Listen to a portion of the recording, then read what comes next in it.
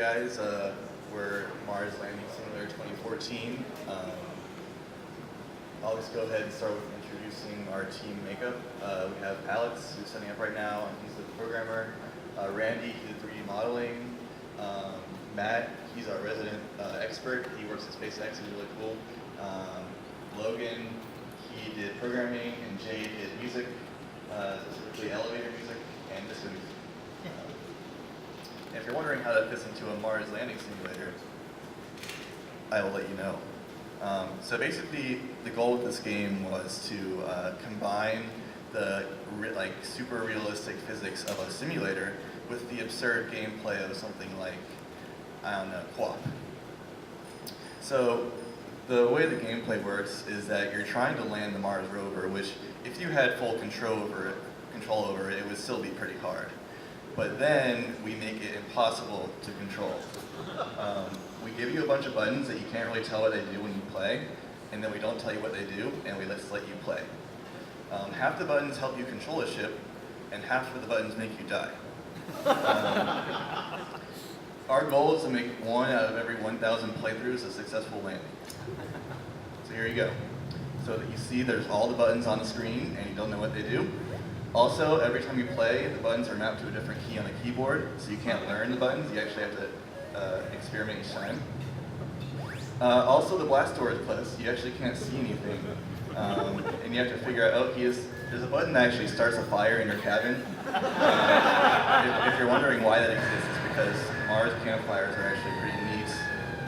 Heat is powered down the ship. Other buttons include music toggle. You can turn off the oxygen. If you're wondering why that's a button, I don't know either. Heat is ejected, that's another thing you can do. Yeah, this spaceship wasn't really thought through very well. But I actually passed the mic to Matt because I wanted to explain some of the physics that he did because it's actually pretty incredible. Hey guys, I'm Matt.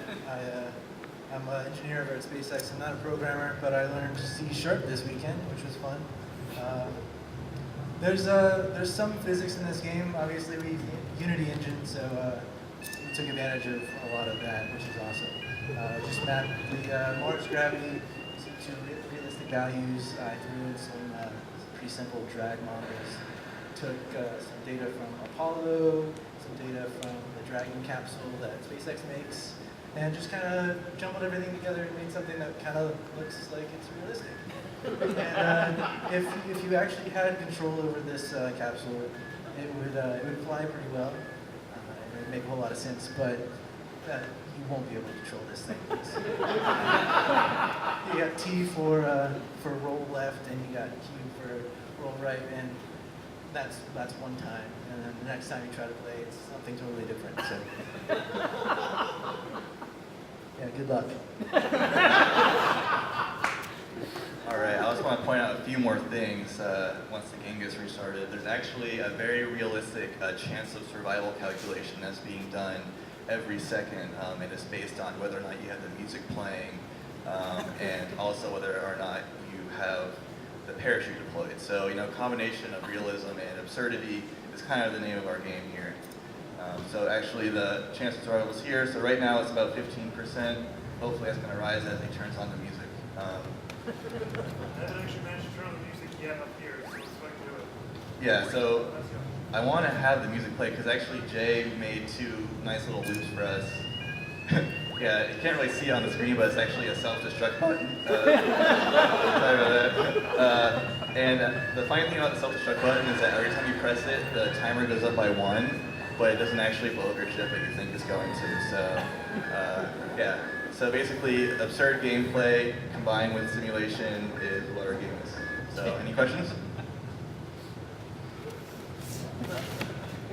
No questions. I have a question. Is the cheese wheel still in it? The cheese wheel had to be cut. What was the cheese wheel?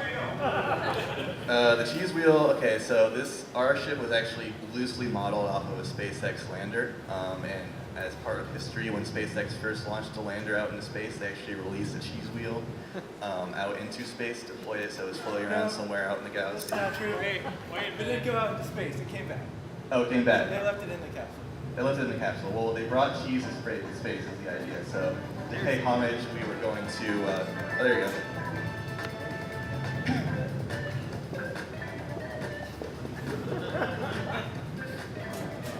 Yeah, this music just mocks you, really.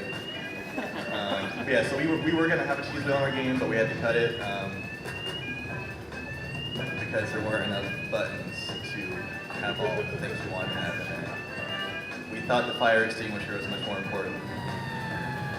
Okay, any other questions? Yes. Oh, absolutely. One person, one time. And it was one of the developers. One currently playing, in fact. I think we're out of time. All right, thank you.